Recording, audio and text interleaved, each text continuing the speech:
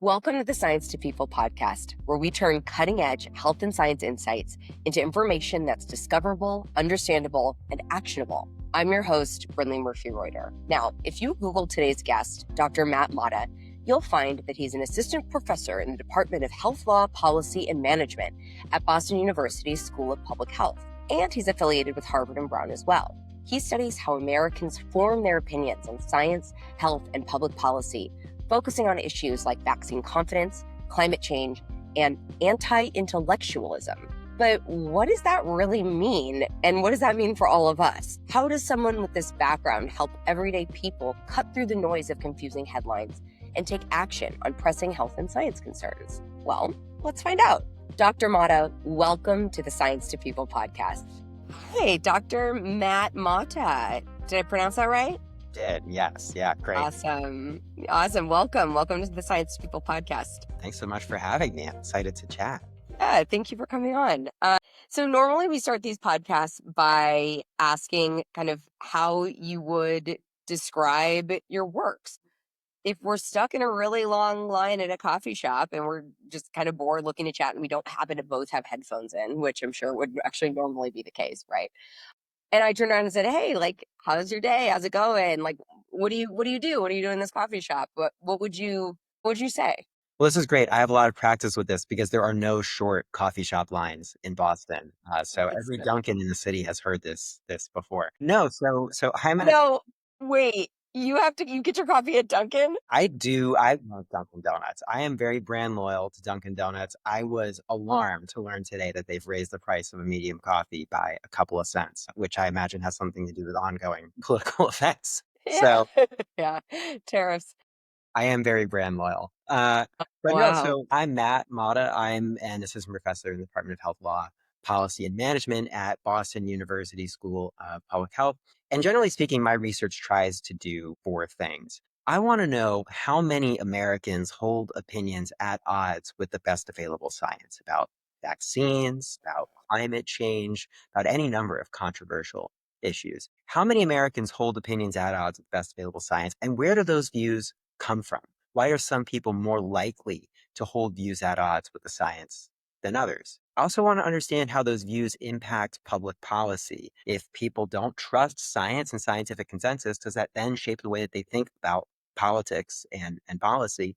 And then finally, I want to use all of that information to inform communication campaigns that try to get people to side with the science. How can we talk to people in a way that is productive, that gets them to want to engage with the science on both their own terms and science's terms? And I imagine we'll talk about that quite a bit today, but that's generally speaking what I do. And I'm happy to talk more about the different ways that we do these things. But generally speaking, it's all about trying to work with people to understand where they're coming from and make an effort to speak to them on their own terms. God, your research is incredibly timely. Did you think you would find yourself in, like, when you started doing this? I mean, you got a PhD. Like, has this always been what you've studied, or did it rise with the zeitgeist? You are Yeah. meeting the moment, Dr. Motta. Like, geez. No, I appreciate it. And I really appreciate this question too, because it's a little bit of both, right? On the one hand, I have been interested in this topic for as long as I've been doing academic research, which is, over a decade now. And, I've been studying, for example, the politics of vaccine hesitancy, which is people's tendency to either doubt that vaccines are safe or to outright refuse them. I've been studying the way that politics shapes vaccine hesitancy for years before the COVID-19 pandemic, studying vaccine misinformation for quite a long time. But at the time I started doing this research, it wasn't something that was particularly timely. It wasn't something that people were necessarily thinking about in the academic literatures that I was trying to contribute to. And so it was really hard in the first couple of years of my academic career to try to publish some of that work because it was mostly hypothetical. It's like, well, what if we got to a position where there was a global pandemic that forced us all into our homes, right? And people didn't want to vaccinate. So it was very much prospective. And so I've had to tailor my research over the years to try to focus on things that are prospective in nature, things that haven't happened yet, as well as things that are happening right now. research on misinformation and why people accept it as true is something that is very timely right now, but it hasn't always been what scholars are thinking about. And so if anybody who's listening to this is somebody who does research of their own, I would say make sure that you do what you want to do, what excites you to get out of bed in the morning and do research, because you never know when it's going to end up being relevant. And, unfortunately, right now, this research is quite relevant. Yeah, there's a little bit of Schadenfreude in that, I think. Like pleasure in I'm sure like you're partially like, wow, Yeah. I guess it's paid off that I've been paying attention to this. And at the same time, like, shit, it's Yeah, paid off that I've been absolutely. paying attention to this. It's, people have sometimes asked, wow, COVID-19 pandemic must have been really great for you. And like, let me stop you right there. COVID-19 pandemic was great for no one, right? This is Hmm. a very human thing that we are experiencing. But I am glad that the research that we're doing was able to help people better understand that moment. It's fascinating that you mentioned Schadenfreude, because that is something that my colleagues and I have actually studied in the past. Have a paper out there and a couple opinion pieces about what we call partisan Schadenfreude. So this is essentially what happens when people on one partisan side of the aisle take pleasure in the suffering of those with whom they don't agree politically. So, for example, during the COVID-19 pandemic, Democrats took joy when Republicans got sick if they were unvaccinated or not making an effort to protect themselves and others by wearing masks and the like. And conversely, Republicans took joy when Democrats lost their jobs because the economy was closed for a certain period of time. Right? We studied this partisan Schadenfreude. And let me be the first to say, I understand that Schadenfreude is very appealing, that it can make us feel good sometimes, but it is ultimately unproductive. It doesn't advance us as a society in any way. But this is the type of thing that we like to study, right? We want to understand what the public is thinking at any given point in time and use that to better understand this political moment. And that often means trying to think a little bit about how we ourselves navigate these moments, the Schadenfreude we might feel at any given point in time, and to think about, well, is this really something that's productive and useful, which oftentimes I think it's not. That's really fascinating because I'm thinking a lot about the value of research that tells us more about how people think or act but it's not necessarily research as like we're then going to produce a pill for it. So like and like kind of how that overlaps with philosophy and thinking about thinking and all of that, thinking about how people think. Like where do you hope that your insights like actually go? Because I know you wrote a book recently and you're writing papers and you're sharing them with other academics who then think about the way people think. So but like then what? Yeah, this is so important because I do think it is important to write books and speak to people who are interested in the subjects we write about. I think it's important to speak to other academics who can take our ideas and turn them into other kind of groundbreaking ideas and try to make people's lives better. But ultimately, I think this research needs to go, kind of appropriately for the name of this podcast, back to the people, right? The people who consume it, the people whose lives are impacted by it, and the people who in many cases fund it. I got my PhD at a public institution, University of Minnesota. I worked for a while at Oklahoma State University, publicly funded, land grant university. I see translating our research and giving it back to the people who quite literally paid for it as an essential part of what we do. And there's a lot of different ways that we and I can do that. I always try every time I publish something new to write a public facing opinion piece that's written in plain English, kind of words that everybody uses, and get that information out there on any channels that we can. I really like working with one group called The Conversation, which is an agency that essentially pairs academics with journalists. Academics have some type of knowledge and expertise that is put forward in the research that they do. And journalists have this unique ability to be able to speak to people on their own terms. And so what the scientists and the journalists do is come together, and the scientist says, okay, here's how I think I would present my work to a mass audience. And the journal says, no, you don't. Here's how you can actually present this to a mass audience. And we go back and forth until we have something together that is readable and understandable. And try to do this to the degree that we can to share new research findings. It's hard work, right? Because it means doing extra work on top of the work you're already doing. It means thinking and talking in a way that academics don't normally talk to one another. But it's essential to do because that's one of the ways that we can get the message out there. And if any, scientists happen to be listening to this podcast, I just want to get out there that I know that this is hard and that this can be uncomfortable to do sometimes, but it's an essential part of what we do. And I think we all need to do it, especially now in a time where science is frankly actively under attack from our own government. And what do you think about kind of the current state of science? Because you study a lot of I guess polarization. I said earlier, anti-intellectualism, which is a very kind of big word. And so I'm curious what you think the everyday person on any end of the political spectrum could or should take from your insights. Like this idea of partisan schadenfreude, which we should probably also define. It's like the taking pleasure in somebody else's pain, right? German word. I first learned about it in, God, what Avenue was the Q movie? for me. Avenue Q, or what was the one? Oh my God, the one with Matthew Broderick and Oh, I don't their producers. It's a play. Is it It'll come to me. the producers? I It's haven't. the producers. Yes. Yeah. Oh, wow. I was like, well, I'm not going to know this, but I think, okay, yeah, yeah. Yeah, absolutely. I think it's a word that's making, yeah, absolutely. I mean, I think this is so important, right? To be able to translate our work to the people who consume it.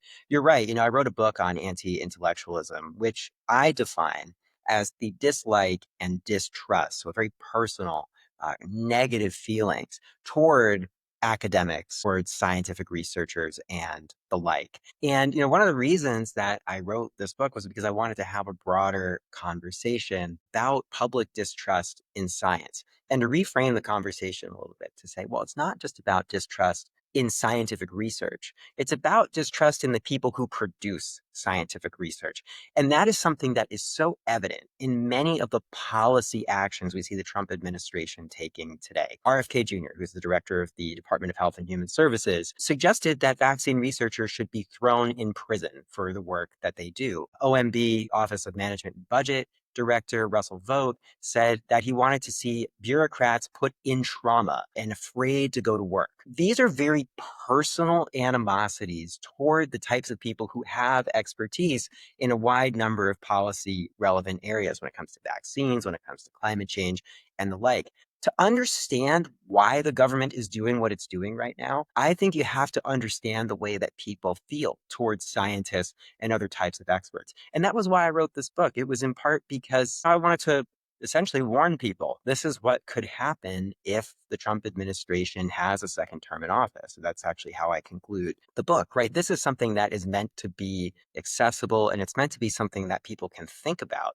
Because if we understand why these things are happening, I think that's the first step in then figuring out what it is we can do to fix those problems. So everything that we do, trying to survey the public about what it is they think about vaccines and climate science and any number of other controversial issues is all done for the purpose of trying to ultimately make sure that scientists and the public have more productive conversations. I think that there are a lot of things that scientists do wrong. And I think that there are a lot of things that the public believes that are inconsistent with the science. So all about trying to fix those two things and bring them into alignment. That's what I hope to be able to do. And how do we do that? Great.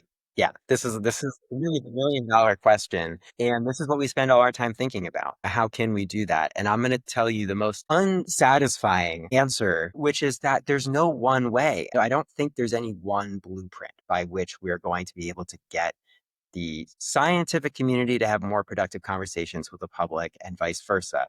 But I do think there are many, many different strategies that we can take. And the way that we know which strategy is the best one for us to use ultimately comes down to knowing our audience. Who is it that holds opinions at odds with the science and why? That's why those are the first two pillars of my research agenda. We know who has opinions at odds with the science and why they think that's the case. Then we can start to have more constructive conversations and try to meet people where they are. So let me give you a really simple example from our research. Vaccines, right? Vaccines are very politically controversial, but they're also very controversial along a lot of other lines that sometimes, but do not always intersect with politics. So for example, people who are afraid of needles are not going to want to get vaccinated, right? This is a pretty simple idea. All of us know people who are afraid of needles, right? I And literally ran out of a doctor's office as a oh, child onto the street, basically, like my goodness. fled. And my Yeah. mom and the doctor were chasing me. It's still a piece of family lore. Right. And that was a childhood vaccination. But yeah, these experiences can be really traumatic for people. Absolutely. And it's also very understandable, right? Like this is like your story. This is a very personal story that I think a lot of people have stories about, being so afraid in doctor's office. For me, I would classify myself as like middle of the road in terms of the way that I feel about needles. But when I was a kid, I always used to, my mom would tell me, tell the doctor what you learned today in your class or whatever. And so I would always like talk the doctor's ear off until, it was done. And they'd be like, oh, wow, it's already done. So what you're saying is you've been a big nerd for a That's really right. long time. Okay. I don't know if you knew any rock kids, but I used to have an extensive rock collection that I used to love to talk about. Yeah, yeah. Yeah, yeah. I know I knew some, like, gem kids, and, like, gem was a very loosely held term for, Oh like, yeah, trash found on the side of the street that that's pretty glittered. much it. I used to find rocks that were shaped like the different U.S. states and arrange them into a map of the of the country. And, Like, and I and I loved talking about this when I was in the doctor's office. okay, so people can be vaccine hesitant for a lot of reasons. It For might a not lot have of reasons. anything to do with what's in the syringe, it's the syringe itself. Yeah, and it goes beyond politics, right? People who are on both sides of the partisan aisle are afraid of needles, right? But we can try to tailor our communication campaigns, efforts to try to reach people who are vaccine hesitant, to say, we understand where you're coming from. We understand why you don't want to vaccinate and craft our messages accordingly. Some people are afraid of needles, not just because they're afraid of the actual poke, right? But because they are afraid of putting something foreign into their body. This is a phenomenon. This is kind of a way of thinking that we refer to as bodily purity in the academic literature. And it's just this idea that some people view their body as a temple and they don't want to put anything foreign into it. Again, very understandable. We all know people who think this way, and this is a viewpoint that tends to occur on both sides of the partisan aisle. I will say it is more common on the ideological right than the ideological left, but it is something that happens in both directions. And so what we do is tailor Sorry, that actually surprises me because I spent many years in Mm, LA, and there was a lot of body purity folks in LA who I absolutely. would say were generally politically more on the left side of the aisle, Yeah. but, were like, you know, a blue Gatorade could never touch their lips. Absolutely. You're absolutely right. And this is something that often surprises people. There's kind of two stereotypes that I think are often used in describing people who are vaccine hesitant for any number of different reasons. There are the so-called, and I hate this term, right? But it is a term that you see in print, so I'll just use it. The Whole Foods moms, right? The idea that they are Yeah. these granola loving, people who don't want to vaccinate their kids that are, stereotypically from Southern California, right? Totally get it. But it is a stereotype. It is not consistent with most of the data that we see. Yes, there are those people, right? Like they Interesting. absolutely exist, but it is more common to see your NASCAR dads being vaccinated. It tends to be men, it tends to be conservatives, especially today, but actually for quite some time. I can actually really briefly, as an aside, tell you where I think this idea comes from. Yes. Infectious disease outbreaks are more common in places where there are lots of people, right? Because that's how communicable disease spreads. You need to be in close proximity to someone else to get them sick. And so LA, big cities in Southern California and other big cities in the United States as well are kind of stereotyped as being where the vaccine hesitant people are, because that's where we see the infectious disease outbreaks. But if you look at the country more broadly, you see that vaccine hesitancy exists across the 50 states, across both rural and urban environments. And that when you take a kind of 30,000-foot view of who the vaccine hesitant folks are, it is more likely to be folks on the ideological right. Some evidence that it may be men more so than women. But yeah, the Whole Foods mom thing is kind of a stereotype. And that's why we do this work too. Like we want to understand who we need to reach with our messaging. So kind of going back to this idea, okay, so there are some people who don't want to put anything into their that they don't recognize, that they can't pronounce. RFK Jr. embodies this quite well when he said that he was afraid of putting riboflavin into his body, which is actually a naturally occurring mineral, but it is hard to pronounce, I suppose. But the idea here is a good one, and it's one that transcends politics. So what we do in our communication campaign that we have tested and published data suggesting that this is the case, is we tell people, look, we get it. Vaccines are a foreign substance that you don't want to put into your body, and that's understandable. But you know what else is a foreign substance that could enter your body and do a lot of harm to it? Measles, mumps, and rubella, seasonal flu, COVID-19. Let's speak to people on their own terms. Let's say if this is the reason you're afraid of vaccines, let's try to make the case for vaccination using those same terms. There are some people who might see that and say, this sounds kind of manipulative, right? It sounds like you're trying to manipulate people into vaccinating. And I don't think that that's what we're trying to do. I think we're trying to be empathetic here. I think we're trying to say, look, we think that the science says that these things are safe.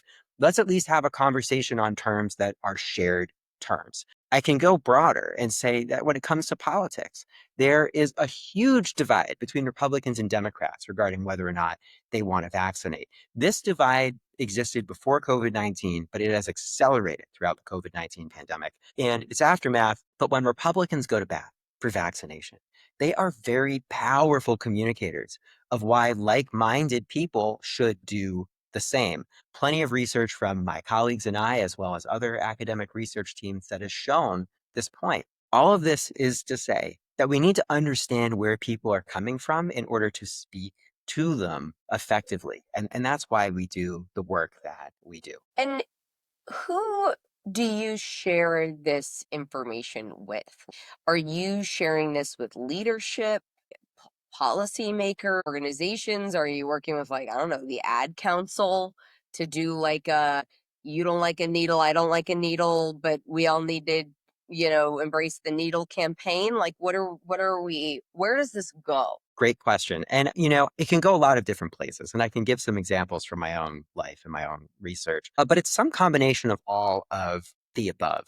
So we'll try to share this information with other academics with the hopes that they can improve on it, with that they can make better campaigns than us, right? That they can try to do better work and advance scholarly knowledge. But we also share these insights with health communicators and practitioners. So, for example, my colleagues and I did work for a few years with the Rhode Island Department of Health, which is our neighbor to the south here in Massachusetts and where I grew up. And what we're trying to do with them is essentially to say, give us ideas for things that you think might work. We will test them and then we'll come back to you with what we think works. And then what you do with that information is really up to you. You're the experts here, right? If it informs a campaign that you put out there, that's great. If it's not, if it's something you put on the shelf, I understand, right? But we give folks the information that they might need to make a campaign. We share it with policymakers as well. I go to Beacon Hill up here in Massachusetts, which is where the state legislature is, to testify a couple times a year, just to talk about ways that, one, why we know that vaccines are safe and effective, to talk about legislation that tries to advance vaccine access, and to talk a little bit with policymakers about how they can communicate effectively.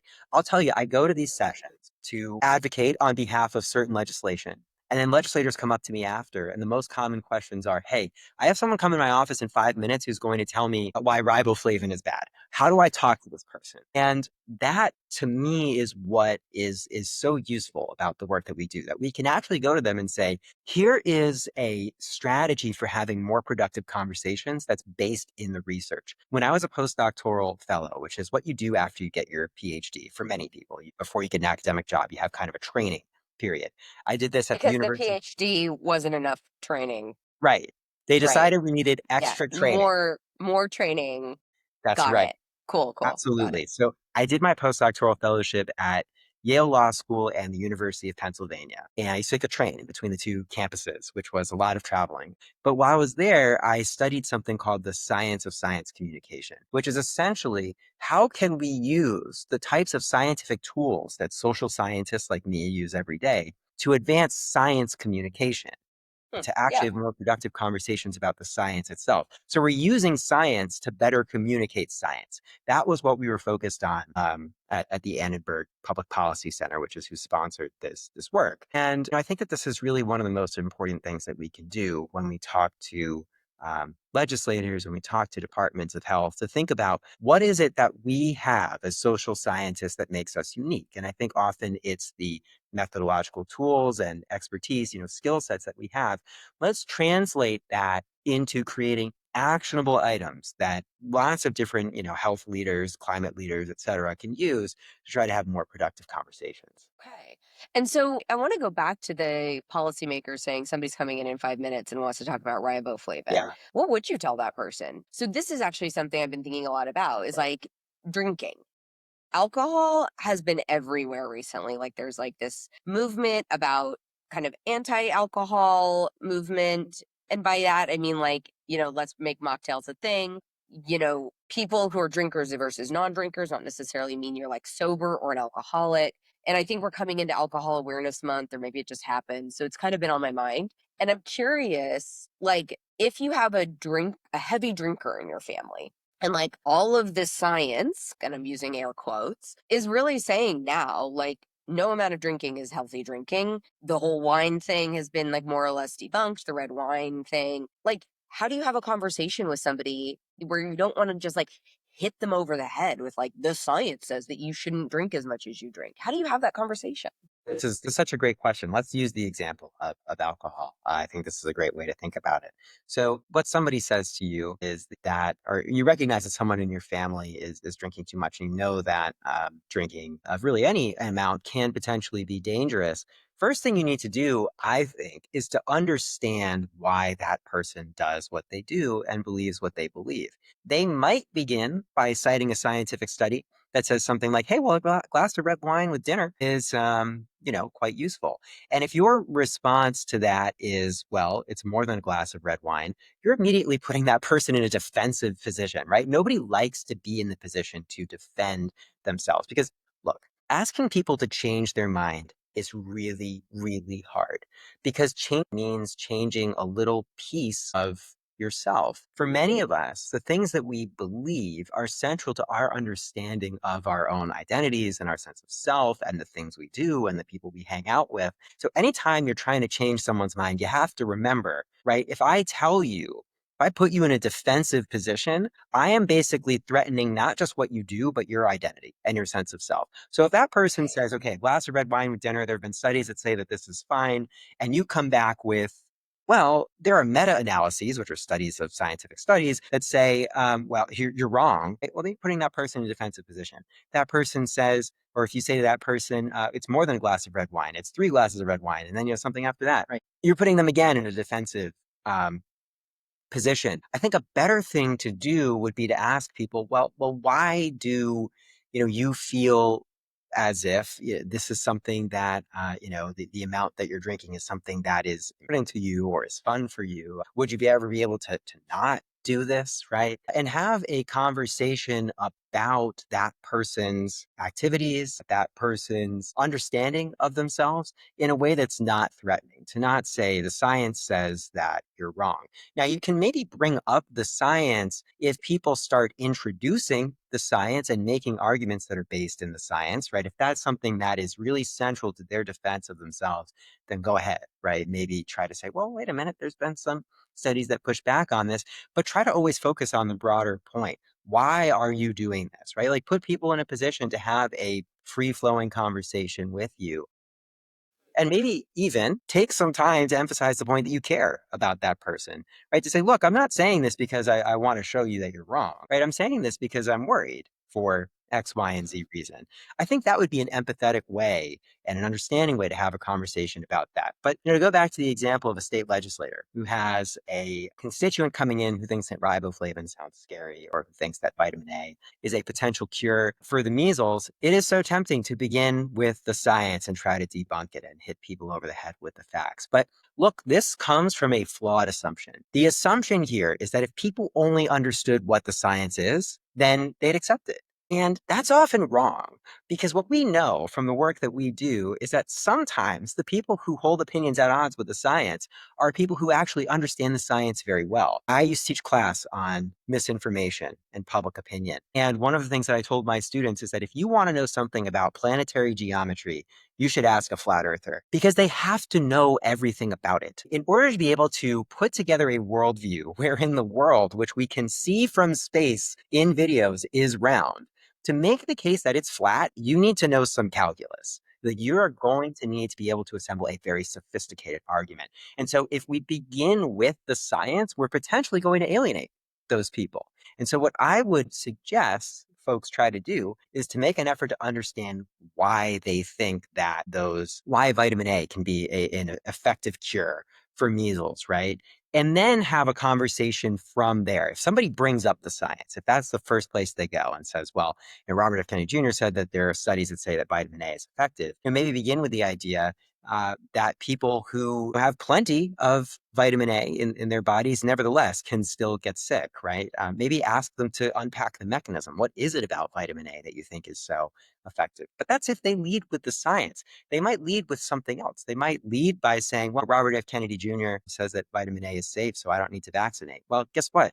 Robert F. Kennedy Jr. also told us that the measles, mumps, and rubella vaccine is the most effective way to prevent against vaccination. And even if he hadn't, right, you could ask them, well, does your doctor think that this is a good idea? Like, did other people in your life who you trust think that this is a good idea? If we look at the ongoing measles outbreak in Texas, and you look at the number of people who are sick who have been vaccinated versus unvaccinated, it's 99% to 1.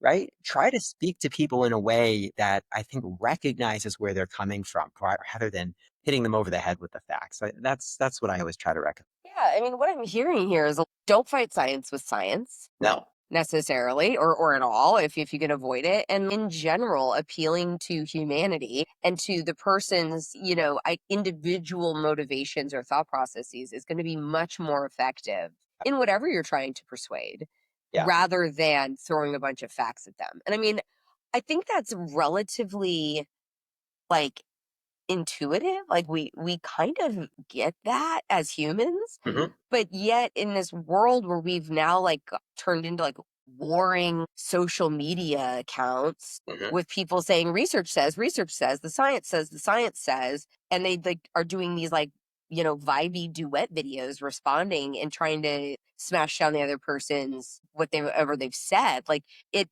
we might need to kind of almost do away with this concept of evidence-based information, because whose evidence? Yeah. What do you think about that? So, it seems intuitive, right? You mentioned the idea that this seems like an intuitive thing. And I agree, right? I do think it seems intuitive, and yet we don't do it. I think very often the way that we have conversations is to say, you're wrong, and here's why. And beginning with the evidence, to me, is appropriate if that's where the person who you're talking to begins. But that's not where a lot of people begin. And we need to make time to try to figure out where they're coming from. I'll go even one step further and to say it's not just that we shouldn't lead with the science. I think oftentimes scientists may not be the best communicators here. Our understanding of science communication, this is something that you and I have talked about many times in the past, Yeah. is that our understanding of science communication doesn't need to be limited to just scientists, right? There are lots of other people who amass large followings of people who trust them, who I think can be very effective communicators in this space. We've talked, for example, about social media influencers in lifestyle spaces, in other spaces, sports, any number of different influencers. I love influencers who talk about space. If they started delivering Yeah. messages to me, I'd be very interested in this. But trying to find people who are very good at both inspiring trust and speaking in a way that is clear, effective to folks, and get them to put the scientific evidence into the content that they produce. I think a lot of social media influencers are really willing to work with scientists to help them translate the message. But think about what I'm saying here. I'm essentially saying you have to take scientists sometimes out of the process of communicating science. There are going to be some people who trust and like and listen to science. And I think that that is great. But there are going to be some people who we are not going to reach. If I go on a podcast or a news show, there are going to be some people who are going to dismiss me because of these glasses, right? Like that is going to be immediately what turns some people away. That's why we need to have a pluralistic set of not just strategies for communicating, which I think is mostly how we've thought about this in the past, but also communicators, the types of people who are reaching out to those different audiences. I think that social media influencers are a great place to start. I also think that people have a lot of trust in their own physicians and family medicine. So trying to make Right. an effort to work with those people as well to help them deliver the science. And that's the type of research that my colleagues and I are doing right now. And it's the kind of research that you're doing right now, right? Yeah. This is, I think, such an important part of science communication that seems uncontroversial to you and I, but I think to a lot of academics would be surprising. And I think to a lot of people who have ever gotten a debate on Facebook or, whatever social media platform they use, I think would not be consistent with their experience. So it might make sense, but I don't think we're doing it. And so I'm hearing don't necessarily fight science with science because you might not get anywhere. Speak to people with people they're already listening to. Mhm. How do we spark action then? How do you move from successfully communicating the message, whatever your message is to somebody, to actually like getting them to do the thing? From what you've seen from your research, from your work, like in your opinion, what drives the behavior? This is a great question because we often see a gap between people's attitudes, what they say they're going to do, and what they actually do. Now, at the same time, the best determinant, the best predictor of what people are going to do is what they say they're going to do. So if you can get people to change their minds, you might be able to get them to change the way that they think and act, but it's not always going to work. It's not always necessarily going to translate. And look, the somewhat unsatisfying answer here is that you may not be able to ensure that people actually do the thing that they say they're going to do. But there are a couple of different strategies that we can use. So the first thing is to find messages that can get people to change their minds. If you can get people to change their minds, the likelihood that they change their behaviors then increases. Other thing to do is to make sure you're changing minds about the right thing, about something that is actually related to the behaviors that they take on. So let's say that Uh, I'm able to convince you that the flu vaccine does not contain a live virus in it, and therefore is not going to get you sick. You might say, okay, great. We've solved flu vaccine hesitancy. This person who once believed that the shot could get them sick no longer believes this. Sure. But that doesn't mean that you're going to go to the pharmacy and vaccinate, right? Perhaps the question that we should be asking is, why aren't you on a Tuesday that you might happen to have off from work going to CVS or Walgreens or whatever and getting the shot? well, Often it's because it's a pain in the it is absolutely a pain in the butt. And I'll tell you right now, one of the things that my colleagues and I are doing is we actually have NSF funded research, and it's get me in trouble for saying this, I suppose, but we have government funded research to try to understand not people's misperceptions about the vaccine necessarily, but just like why do some people think it's a chore? Why do some people think it's a hassle? And can we get them to then decide to go and get the vaccine? You might be able to convince people that the flu shot doesn't have a live virus, but that doesn't mean anything if they think, well, I'm not going to get it because it's not covered by my insurance. Well, let's make clear to people it may be covered by your insurance. Let's try to figure out what insurance do you have? Is it going to be covered if you go to this pharmacy? Might you be able to get it from work or from someone else? Right? These are the types of conversations we need to have. If the reason why people are not getting the flu shot is because they think it has a live virus, sure. Try to change those attitudes. But I also think there is a very pragmatic element here, which was the first thing that you said when I started talking about this example, right? So make sure we're trying to change minds about the right thing. Figure out which messages do it and repeat those messages. We live in a competitive communication environment. People are being exposed to lots of different messages at any given time. Someone tells me that my insurance is going to cover the flu shot or the COVID-19 shot. And then I start following the NBA playoffs, and then I start thinking about the New England Patriots draft picks.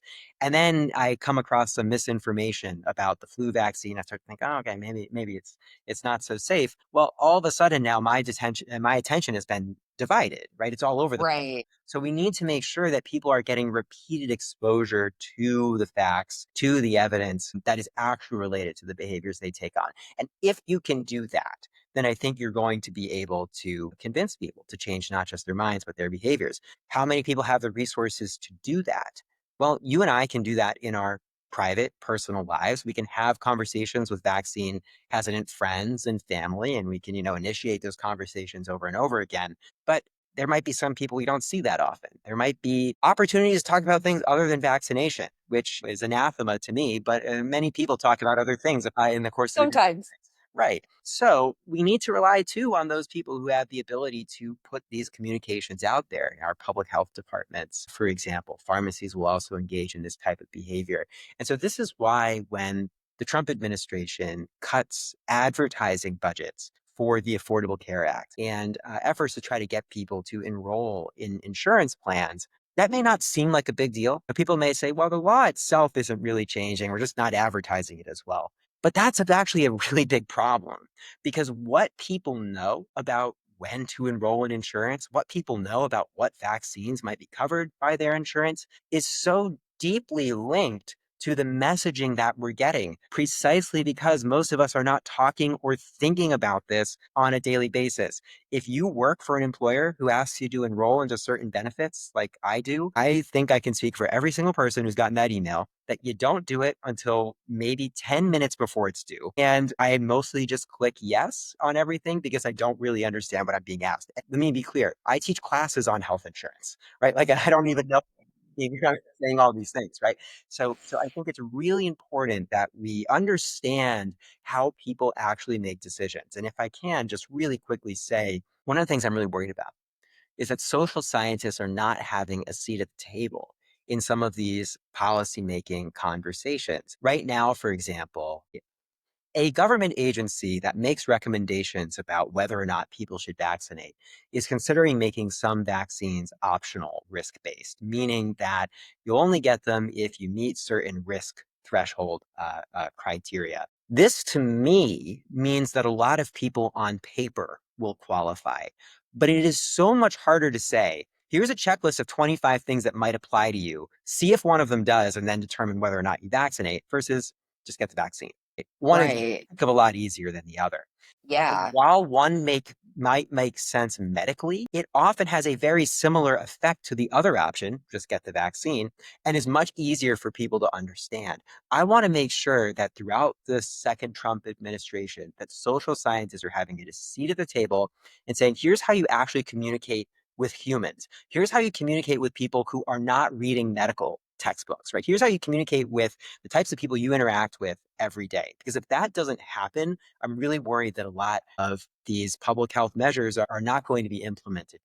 Yeah, I often say that like, the public just wants a prescription. Just tell me what to do Right. for the most part. I need somebody to give it to me. This is why Instagram works so well to sell me jewelry because I'm like, or like sweaters, because I'm like, yeah, this is the sweater I need. You're right, Instagram. Thank you for telling me. Like the ad targeting is amazing. Actually, really We just, love targeted ads for this reason. yes, it knows exactly what I want. Yeah. Like I Yeah. did need that juicer.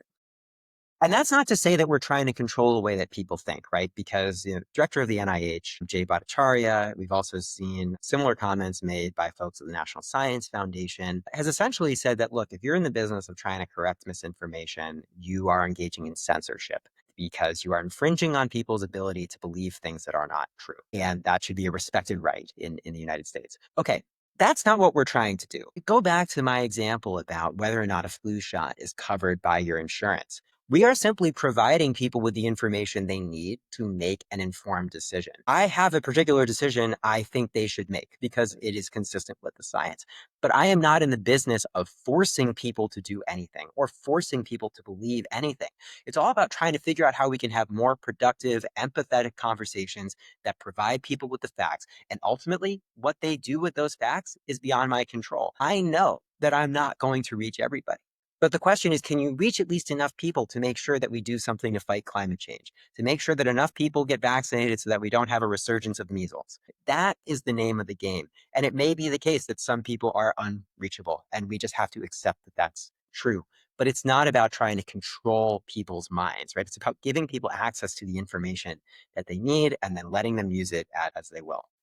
And so I guess that brings me to our last question here, which is like, if you could encourage a million people to Mhm. adopt one practice, mindset, action Yeah. from everything that you've studied, everything that you know, something that would genuinely improve outcomes or like public discourse Yeah. vibes, what would that be? What would that one thing be for a million people? Right. I think that this is, it's such a big question, right? And it's a daunting question because it's, pick one thing. What could that one thing possibly be?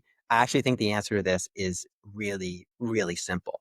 I think there's one thing we can do that would work really well, and that is to inspire people to be curious. People who are curious, who are interested in different subjects, are what social psychologists refer to as cognitively open. And what that means is that they are the types of people who will accept the possibility that they might be wrong about some things. So I'll give you an example from my own life. I love the Boston Celtics. I'm from Boston. I love basketball. And there are times when my favorite basketball team is not so good.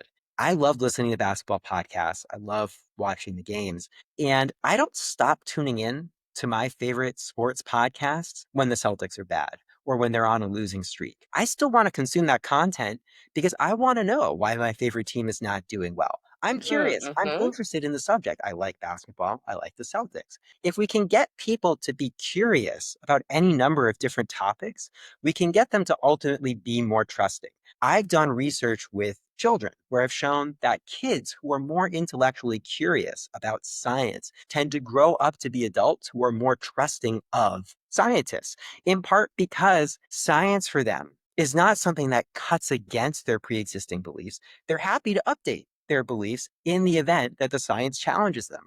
But it's all because they like science. It's all because they're curious, right? So then the question becomes, how can we get people to be curious? And I think that, there are some examples of, policies that we can take on that are really helpful. So I live in Boston, and our Mayor Wu, has made the Boston Science Museum free to public school kids on, I believe, the second Saturday of the month. I don't remember the actual day, but I believe it's the second Saturday of the month, right? This is a great way to have kids who might not ordinarily get to experience science. I mean, science is costly, right? It's tough to get to the museum, especially if you're taking the T, right? But if you make sure that people are able to get to the museum, you increase the likelihood that they're going to become more curious. If you can get kids to be more curious, they'll grow up to be more trusting adults. Again, this isn't about making people mindlessly follow the science, which is a phenomenon often referred to as scientism, right? It is not about trying to get people to mindlessly follow the science. It's about getting people to be open to the possibility that they might be wrong. Other thing I'll mention here is that there are some people that are better communicators at getting this point across than others. The absolute best communicators of why people should be open to new ideas are former skeptics. My colleagues and I have done Yes. a couple of different papers on this score, and essentially, people who are former skeptics, people who used to think that vaccines were unsafe, who used to think that climate change wasn't, any number of different issues, are really good communicators because they immediately establish trust with skeptical audiences. They say, I used to be like you. I care and value the same things that you do. But here's why I changed my mind. Let me go back to the example of basketball. I was at a basketball game with a friend watching the Celtics versus the Spurs. They're playing. It's my first time seeing Victor Wembanyama in person. And I was Wow. with a friend who used to play basketball and who was a fellow Celtics fan. And I'm watching the game, and somebody fouls Derek White, who plays for the Celtics, and I'm like, no, no way. This was a foul. Derek White is absolutely in the right here. There's no way that my team could be wrong. And my friend, who both used to play basketball and is a fellow Celtics fan, said, Matt, I get it. I am a Celtics fan too. I want to see the Celtics win this game. That's not a foul. Derek White does not deserve to get the free throws here. And that worked. And it worked not because my friend used to play basketball. I don't care about that. It worked because my friend is a Celtics fan. And He's so I on your get it team. on my team, Yeah, he's right? on your So team. how do we get fellow team members to see the light? And often they don't, right? The people are very dogmatic in the opinions that they have. And as we've discussed throughout our time today, attitude change is really hard. But that doesn't mean they don't do it sometimes. And that doesn't mean we can't then turn those stories into something actionable. Give you an example from current political moment. President Trump is trying to unilaterally renegotiate indirect rates, which is a bunch of jargon meaning that he's Yeah, trying to. what? I think my brain just shut off for a minute. Okay, I powered down. no, there's no reason why anybody should know what this is. But here's a really Okay. basic idea. The government funds scientific research by giving universities grants. And those grants are essentially money from the government to the university. The university says, hey, we need money not just to do the research, we also need money to keep the lights on and to pay for our Wi-Fi bills, right? We need a little extra money reserved. And so that is a negotiation between the university and the government. Trump administration is essentially saying, we are shutting the university out. This is going to be a flat rate that comes from the government, and universities have no say. This is going to fundamentally change investment in scientific research. It is going to really undermine the amount of money that universities have to not just keep the lights on, but to hire people and not hire scientists, right? Hire the maintenance people who keep academic labs running, hire people who staff universities. Okay, so what we're Folks seeing who right. keep like the dust off of the machine so that the machines can work in the morning. Absolutely. Right. Right, To right, make right. sure that literally the university functions the way a university is supposed to function. Now, this is something that a lot of Republicans seem to have no problem with, both in Congress and in the public, but there are some examples. So Senator Britt, who is from Alabama, represents a state that has a large university hospital system, University of Alabama, Birmingham. She is very concerned that this unilateral renegotiation is going to mean that her state is going to lose not just millions in funding, but jobs. And it's going to interrupt people's ability to access life-saving healthcare that they need. So Britt has been pretty Right. outspoken about saying, hey, I am a Republican. I am a loyal Trump supporter, but I don't think this is the right thing to do. I don't know how many listeners of this podcast had heard about Britt's message before this. I'm sure that a lot of folks don't know or need to know what an NIH indirect rate is, right? But here is the type of thing we need to do as science communicators. We need to be vigilant. We need to keep tabs on what people are saying, not just the people we agree with, but the people we disagree with, because stories like Brit's are going to be the way that we're able to convince people that this policy is a bad idea, that it's ultimately going to be bad, not just for the university, but for the surrounding area and the people who staff it. So if I could kind of just leave with one thing, it would be pay attention to people who disagree with you, because they may be the absolute best assets you have in trying to convince people to change their minds. I really love that. And what I also want to take away is that everybody on the Celtics should get their vaccinations live on TV before the game Yes. starts. Because I Yes. think that ultimately Yeah. that's what we learned here today is that you need somebody on your team, Right. right? You. To do the thing. Right. And to tell you that the thing is okay. Right. And team Um, sportsmanship should be broad. It shouldn't just be partisan politics. It shouldn't just be science. We should be creative here. We should be thinking about social media influencers in the lifestyle spaces. We should be thinking about athletes, right? yeah, I love that. And stay curious, inspire curiosity. We're gonna have a researcher who looks at curiosity in children come on in one of our upcoming episodes. So that'll be it's gonna be a good bridge. We'll have a lot to talk about. Yeah, I'll have to tune into Maybe a little curiosity. cross promo. Do some research together sometime. Yeah, definitely. Matt, Dr. Motta, thank you so much Thank for you. joining us today. I really appreciate you taking the time and sharing all of your super relevant insights and findings with us. Well, thanks so much for having me. I'm really excited about this podcast and happy to chat again anytime.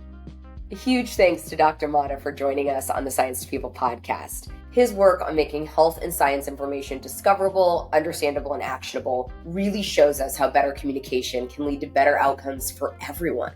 For our listeners, if you found this information helpful, please subscribe, leave a review, share it with a friend who wants to stay informed. We will catch you next time.